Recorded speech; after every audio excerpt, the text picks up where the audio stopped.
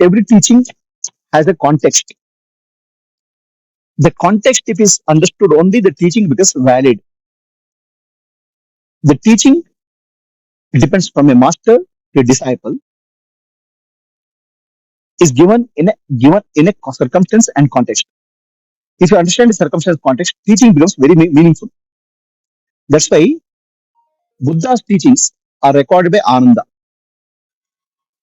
Every Buddha's teaching, he will tell, Ananda will tell, this teaching was given from this Buddha to this person under this circumstance to solve this problem. That is the context which is given before teaching is given. Otherwise, the teaching can be taken out of context. Teaching given to one person does not make sense to other person. The reference is lost. So I'll give a Upanishad story. A Uddalaka, a student, comes from Gurukula. He is a rank student in Gurukula. He thinks he knows everything. He comes to his father and tells father, Father, I have learned everything. Father sees ego in him. Vidya datati vinayam. Knowledge should give humility. But this person is egoistic. Then father teaches him, by knowing which you know everything, have you learned that?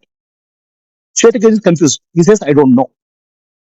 Then Uddalaka gives a teaching.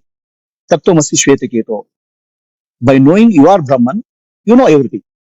This teaching he repeats 9 times. This is the teaching of Advaita Vedanta, where Uddalaka teaches Tattvamasi, you are that to Shvetaketu, which is a Mahavakya, great thing. Now, the context can be understood in a different way also. So Madhvacharya, who is Dvaita, he says the context is very different. The context is the Shvetaketu has come from Gurukula. He is a very egoistic person. He thinks he himself is God. So Uddalaka is telling him, a fool, you are not God. Tattvamasi Shvetaketu. You are not.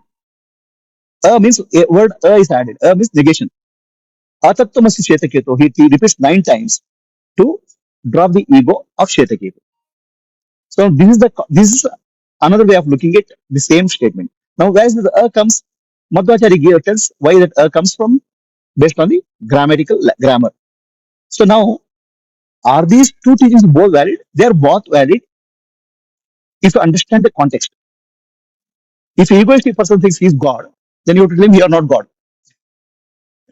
A person has been given, you are, most of the people think, the egoistic people think that they are God only, no?